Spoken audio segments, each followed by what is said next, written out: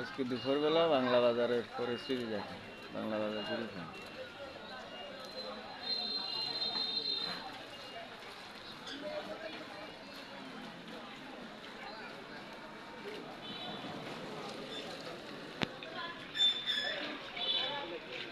সারাদিন বৃষ্টি, সারাদিন বৃষ্টির কারণে সবার অবস্থা একবারে খারাপ।